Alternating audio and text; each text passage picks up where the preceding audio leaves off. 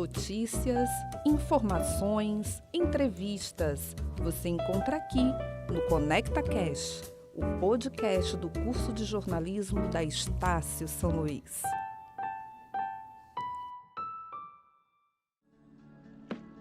Olá, caros ouvintes. Olá, está começando mais um Conecta Cast.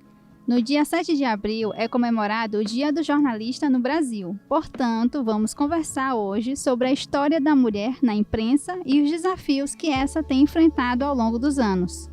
A nossa entrevistada hoje é a Rafaela Moreira, que iniciou sua carreira profissional no jornalismo no ano de 2016. É egressa da Estácio e pós-graduada em Comunicação Pública e Oratória. Seja bem-vinda, Rafaela. Muito obrigada por sua participação aqui hoje. Muito obrigada pelo convite. Eu estou feliz pelo convite de vocês e eu que agradeço a oportunidade. Você pode comentar a introdução feminina na história da imprensa e quando a mulher iniciou a participação ativamente na mídia? Vamos lá. Eu até trouxe um relato muito importante que eu acho que vale ressaltar o nome dessa mulher, Eugênia Brandão. A Eugênia Brandão, ela foi trazendo para esse lado da imprensa, do jornalismo, né? A Eugênia, ela foi a primeira repórter brasileira, lá no início do século XX. Então, a gente sabe que a imprensa no Brasil iniciou em 1808, com a chegada da família real ao Brasil, mas há um relato também nos livros históricos sobre a imprensa que em 1706, em Pernambuco, Rio de Janeiro, em Minas Gerais, a imprensa já estava ali dando seus primeiros passos, né? Então, com o aval da família real, sem a chegada deles ainda, porque eles já queriam fazer o terreno para continuar dominando. Então, com a chegada deles lá em 1808, então realmente a imprensa começou ativamente, trouxeram seus maquinários nos navios. Então, a imprensa ela já começou com aquele papel que a gente até estuda na faculdade, das teorias da comunicação. Eu estava até pensando nisso hoje. Tem uma teoria, né, a teoria hipodérmica, da bala mágica. Então, a gente sabe que essas teorias elas surgiram com a popularização dos veículos de massa, né? Mas se a gente for lá para o início de tudo, a gente consegue perceber que essas teorias já estavam presentes, porque o papel da coroa era justamente isso, colocar nas pessoas aquilo que eles queriam que as pessoas continuassem seguindo, né? Que eram as diretrizes deles. E a gente sabe que essa teoria justamente é essa teoria que é a imprensa que injeta ali na sociedade aquilo que ela quer que seja como a verdade. Então a gente sabe que existe isso. E nessa época, desse início, a gente sabe que a mulher não tinha voz. O papel da imprensa era para os homens que tinham essa função de estar à frente da imprensa. E a Eugênia, só para essa parte da imprensa, lá no meados do século XX, ou seja, passou um bom tempo, foi a primeira mulher que abriu esse leque, abriu esse espaço para as mulheres na imprensa. E ela é muito pouco falada, muito pouco estudada, porque quase não existe relatos sobre a Eugênia, que foi a primeira repórter brasileira. Então, eu li um artigo sobre ela justamente por isso. Fizeram um artigo acadêmicos, né, de uma universidade federal, justamente para que o nome dela começasse a ser estudado pelo mundo acadêmico brasileiro, porque ela é muito pouco lembrada. Ela foi a pioneira de nós mulheres no jornalismo, na imprensa. E é muito pouco falado sobre ela. As universidades, as faculdades quase não falam sobre ela.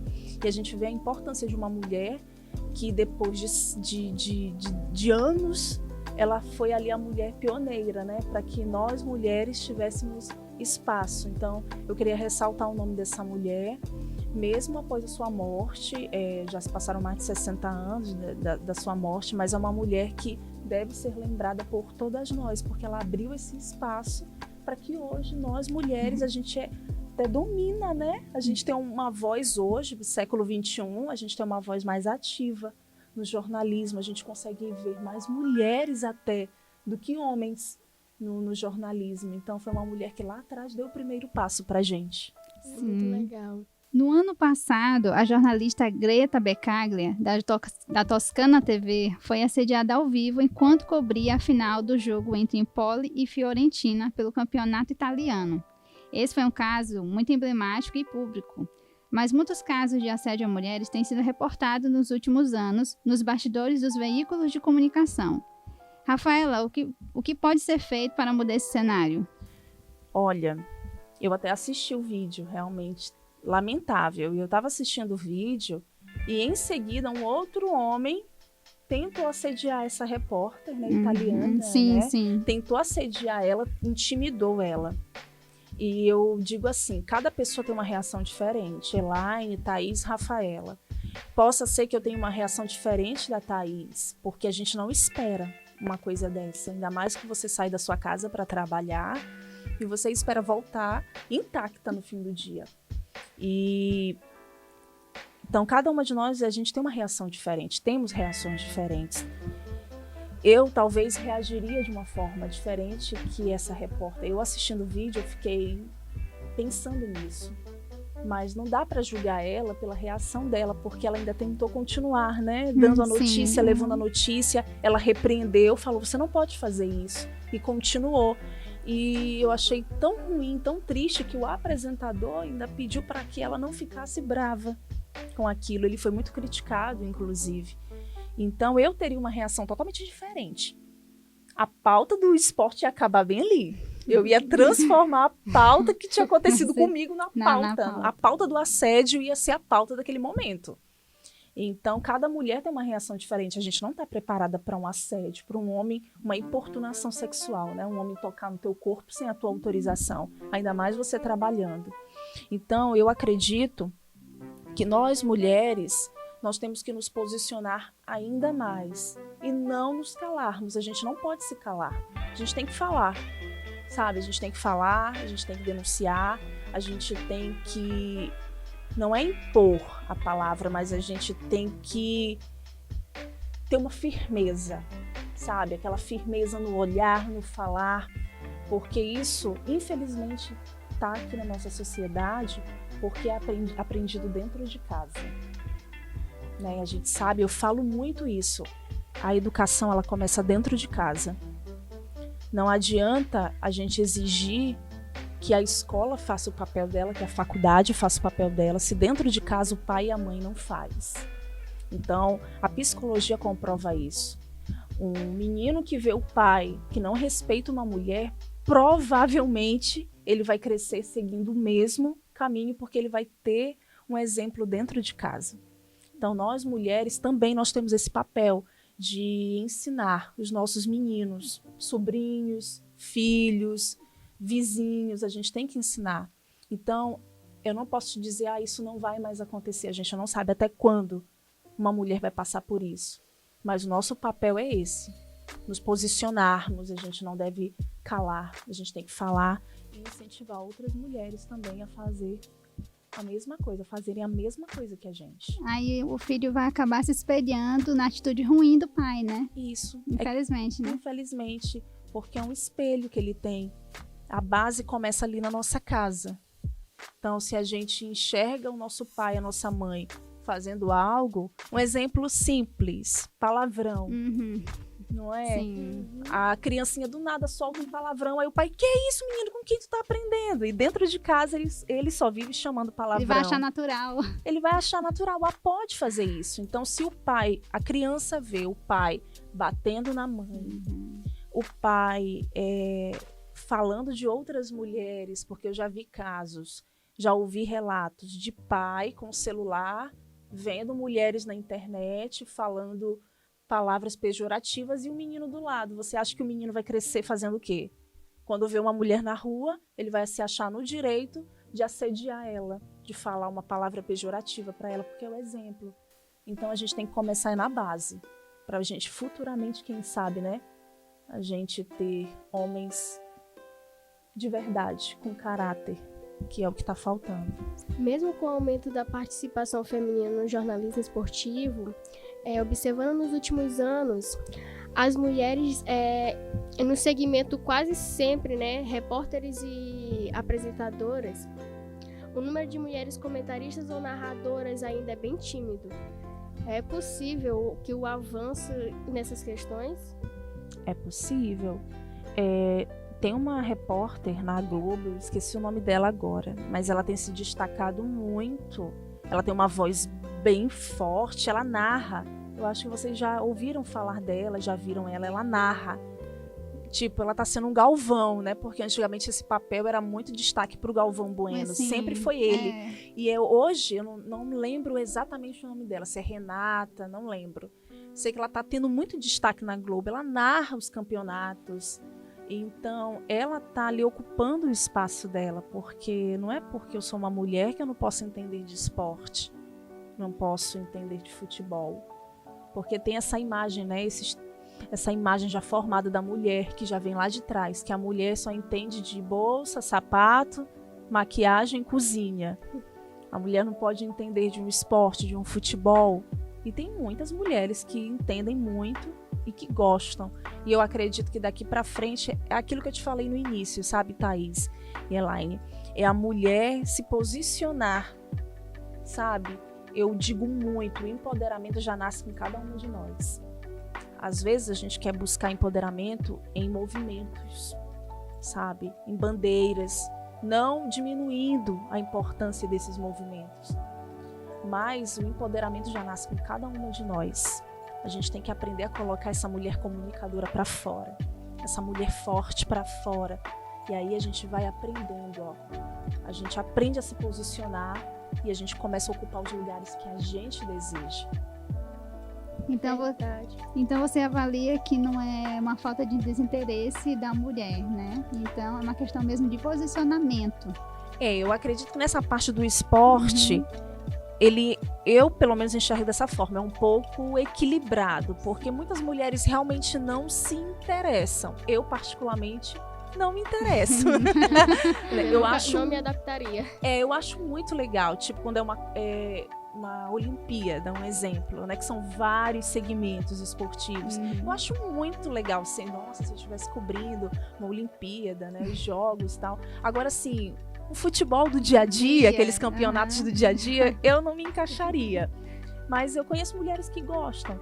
Então, eu acho que se você gosta de fazer algo, se posicione e mostre que você é capaz de fazer aquilo tão bem quanto um homem. Porque nós somos iguais, a gente tem que acabar com isso, que a mulher tem que brigar para conquistar o espaço dela. A gente sabe que, infelizmente, a gente vive numa sociedade ainda machista. Não dá para dizer que não existe, porque existe. Isso vem dessa cultura de casa, que eu falei para vocês. Mas a gente tem que parar de ficar brigando com os homens para mostrar que a gente é mais forte, que nós somos mais fortes que eles. Aquela briga de poder, queda de braço, mas a gente não precisa.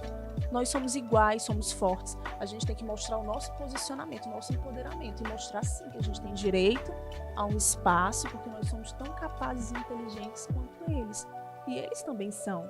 Sim. Então a gente tem que, nós, a geração nova, né? A gente tem que acabar com essa briga de queda de braço, porque eu acho que gera mais desigualdade. É isso que acontece. Eu acredito sim que a mulher no esporte daqui pra frente é decolar. E gera um conflito desnecessário, né? Desnecessário. Acaba gerando isso mesmo. Certo. Você, como jornalista, já sofreu algum preconceito ou teve sua credibilidade questionada por ser mulher ou presenciou outras mulheres passando pela mesma situação? Olha, Elaine, por ser essa mulher eu sempre fui desde pequenininha. Minha mãe disse que ela sempre teve problemas comigo, porque eu sempre fui muito posicionada, desde pequenininha, muito autêntica de não quero, não aceito. Então, vivi sim já situações, mas assim, eu sempre intimidava, sabe? Até em questões de quase assédios, aqueles assédios camuflados. Não diretamente, mas em forma de elogio, sabe? De aproximação, de quero te ajudar.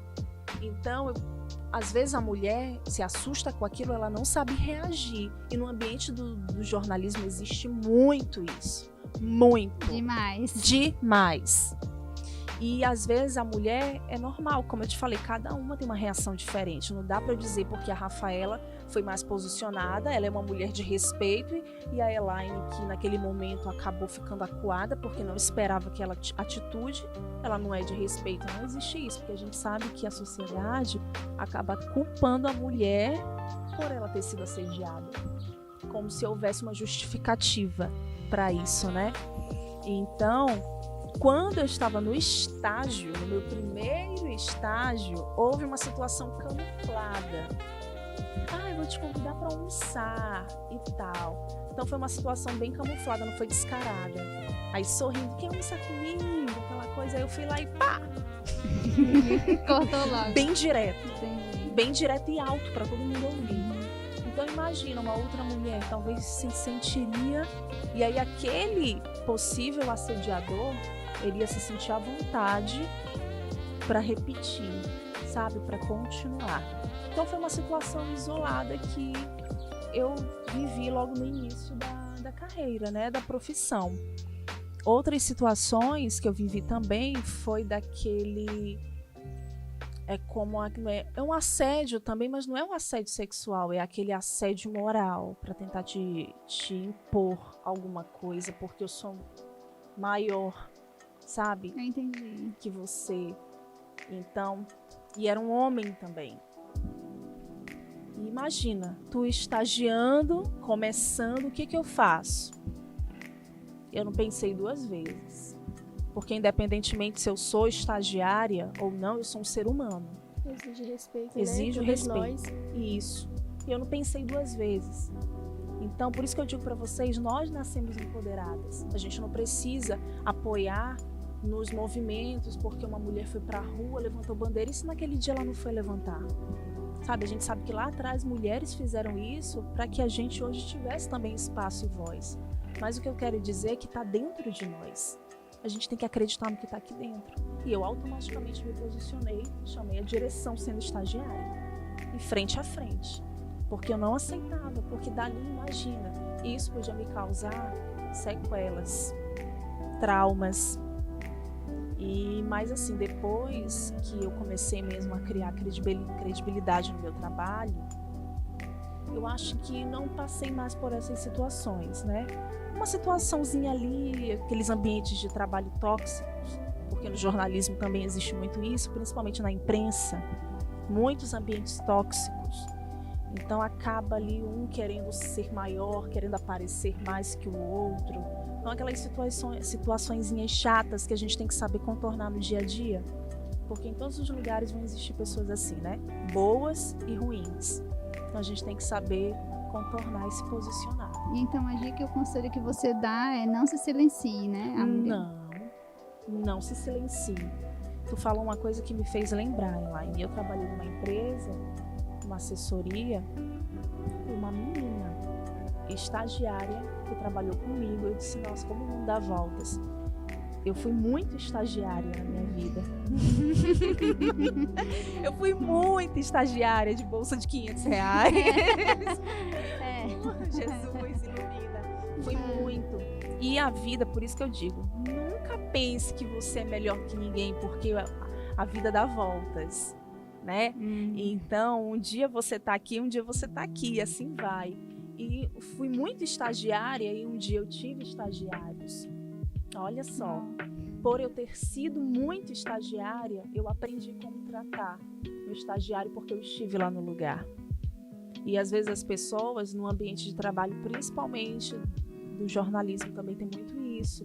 O estagiário é como se ele não soubesse de nada na vida. Acabou de nascer, foi jogado ali. Não, aquela pessoa tem uma trajetória de vida também. Ela só está iniciando uma carreira profissional agora. Mas tu não sabe a trajetória dela.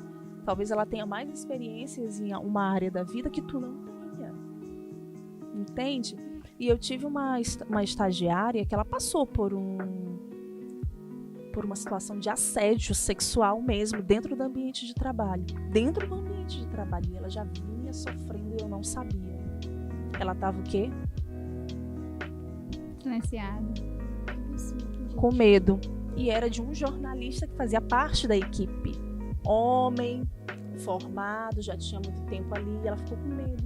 Quem sou eu, a estagiária? Eu disse, não, você é uma mulher, você é um ser humano.